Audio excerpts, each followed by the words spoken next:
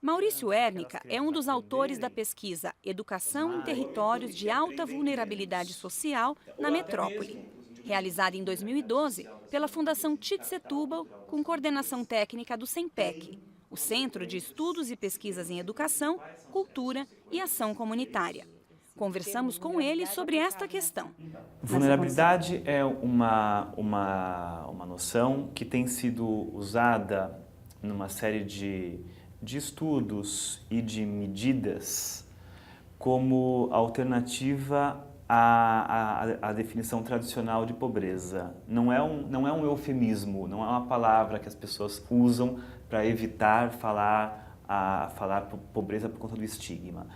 A gente pode explicar assim: a pobreza normalmente é medida por uma linha, por uma quantidade de renda da família. Um salário mínimo por mês per capita, meio salário mínimo per capita por mês, um quarto, enfim, eu posso definir um corte econômico e aí definir que para baixo disso cria uma linha de pobreza. Bom, o que as pesquisas começaram a mostrar é que essa é uma definição precária de pobreza, porque a pobreza, na verdade, ela é multidimensional.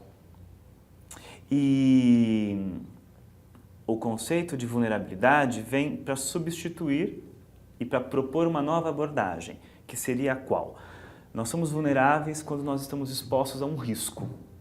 Então, ser vulnerável é não ter uma série de recursos que nos permite fazer frente aos riscos e desenvolver projetos de vida que nos permitam participar do mundo social, prover a nossa família de bem-estar, desenvolver os nossos projetos, os projetos dos filhos, por exemplo. O que a gente está colocando na pesquisa é ainda uma outra coisa, ainda uma outra coisa que vem compor essa conversa. É que as escolas, além de tudo, elas têm relações com outras escolas na sua vizinhança. Então, as escolas elas disputam de alguma forma por processos velados e até difíceis de serem descritos e analisados, alunos que têm mais afinidade com as suas expectativas, que dão respostas melhores para a escola às suas exigências comportamentais, especialmente, e acadêmicas e escolares. Então, o que a gente pode estar deixando de ver quando a gente olha só um resultado da escola? É que algumas escolas elas podem ter resultados bastante satisfatórios por processos que não são interessantes quando a gente olha o conjunto da população. Por exemplo, pressionando os alunos mais indisciplinados, que têm mais conflitos com o funcionamento da escola, que colocam a aula em xeque, o funcionamento da escola em xeque, que atrapalham para fora. Para fora. Tem mecanismos de pressão, os mais diversos, para expulsar de uma maneira velada, frequentemente, esses alunos. Bom, e há outros processos também de evitar transferências de alunos que são considerados alunos problemas. Então, há processos velados de seleção no ingresso, na matrícula, na transferência e na permanência. Isso acaba fazendo com que algumas escolas reúnam melhores condições de funcionamento e de gestão. E com isso, um índice melhor na avaliação. Com isso, um índice melhor na avaliação. Quando a gente conversa com alguns diretores de escolas, coordenadores, professores que defendem isso ou que acabam realizando esses processos, com muita frequência eles falam: olha, eu estou assegurando as boas condições de funcionamento da escola e do direito à aprendizagem dos alunos que lá estão. Mesmo que para isso ele tenha que cercear um ou outro. Pois é. O problema é que isso gera consequências, e essas consequências elas não são vistas, não são levadas em conta. Primeira consequência é que é a negação do direito à aprendizagem daqueles que são expulsos. Ou daqueles ou daqueles cuja transferência não é realizada por uma suposição. Porque, com frequência, a negação da transferência ela é por uma suposição. Eu, por um motivo ou por outro, eu imagino que esse aluno vai dar problema, porque ele veio de uma escola, porque já tem um histórico, né? Porque aquela escola é vista como uma escola de muito problema e eu não quero aluno de lá aqui. Ou porque esse aluno, esse aluno, eu sei, ele é primo de um outro que já estudou aqui e era uma peste, era um daqueles, como o professor sabe, como o professor fala, sabe, um aluno daqueles? Então, esse é primo de um que era daqueles, então esse também eu não quero. Há várias formas da escola supor que um aluno vai dar problema, sem conhecer normalmente esse aluno de fato. Bom, então ela nega o direito à educação desses que são evitados ou desses que são expulsos, ainda que a expulsão aqui não seja um processo formal, ritualizado, é um processo de pressão com frequência, de deixar bem claro para o aluno e para a criança que ele é indesejado, de maneira que ele acabe saindo da escola. Às vezes de deixar isso bem claro, explicitado mesmo, fazer formalmente o processo de transferência do aluno, que, enfim, no frigir dos ovos, configura uma forma de exclusão.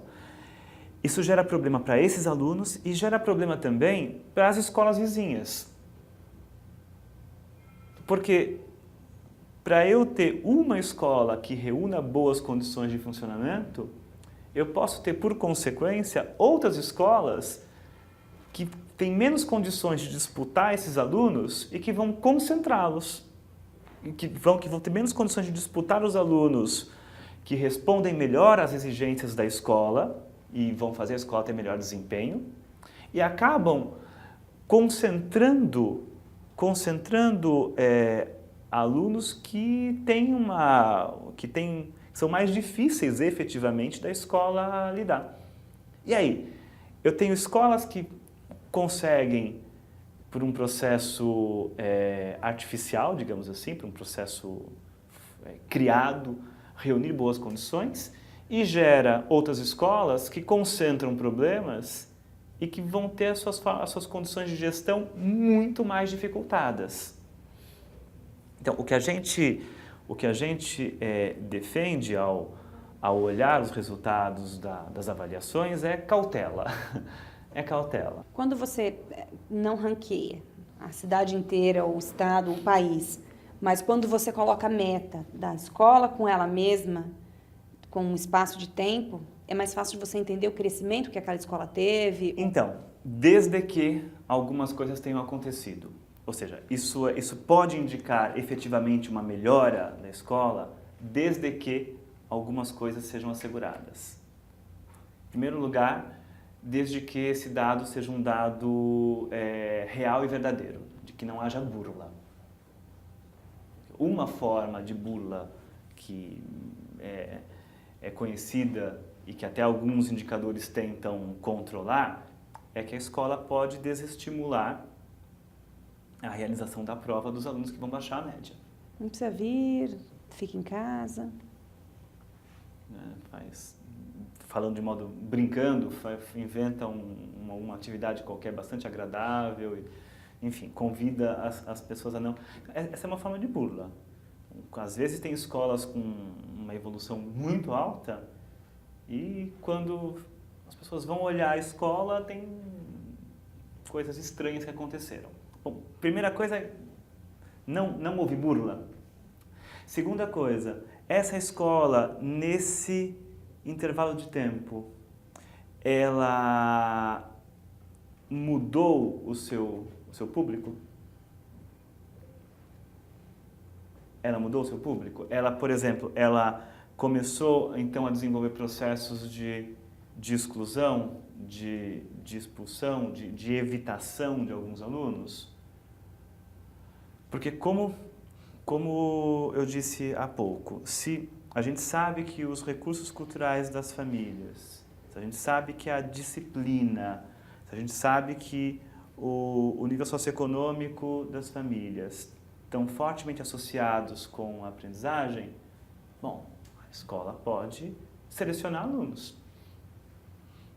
Então, veja, ainda assim, apesar de ser mais interessante do que comparar uma escola com a outra, comparar a escola com ela mesma, eu preciso ver se essa escola vai ser a mesma. Se eu comparar ela com ela mesma, ela tem que ser a mesma num momento e no outro momento. Nas áreas mais vulneráveis, a escola é um equipamento isolado de outros equipamentos da área social. Tem um exemplo bom disso. Por exemplo, como a escola é a grande instituição pública estatal no território, ela acaba recebendo as demandas do bairro, as diferentes demandas, sem ter condições de responder a elas. A escola é um equipamento isolado, então ela recebe demandas, por exemplo, em um momento de emergência de abrigo, demandas pelas questões de saúde, até mesmo pelas questões de resolução de conflitos e de violência, de conflitos domésticos, enfim, uma gama diversificada de conflitos que vão para a escola sem que ela tenha recursos, meios técnicos, até de conhecimentos, até de instrumentos legais para dar conta deles. Segundo, ainda um exemplo bom disso é da saúde. Então tem as mães sabem, vários diretores falam disso, que se ela levar o filho no SUS, no posto de saúde, na UBS, desculpa, o atendimento pode demorar X dias. E se a escola encaminhar, o atendimento é automático. O que uma mãe esperta faz? Leva o filho para a escola. Então a escola funciona como uma espécie de posto de triagem e encaminhamento para a UBS, para o posto de saúde. Se isso acontece uma vez ou outra, tudo bem, a escola administra, põe no seu funcionamento. Se isso é frequente, bom, aí nós temos um problema. Como é que nós podemos fazer com que essa escola que nós universalizamos consiga atender a população real, que passou a ter um direito formal, o direito da matrícula, da permanência, mas que não está tendo direito ao que há de mais substantivo, que é a aprendizagem. Essa, no final das contas, é a questão política que se põe para a gente. Se os dados das avaliações permitirem que a gente compreenda essa questão política e educacional, ótimo. Eles serão dados que vão permitir a gente fazer com que as avaliações sejam instrumentos de realização do direito. Se não, a gente vai estar desperdiçando energia e recurso público, no final das contas. Porque o foco se perde, né? A intenção é aprender. Se a criança não aprende, para que mentir, não é? A intenção é a realização do direito à educação, porque todas as crianças podem aprender e têm o direito a aprender.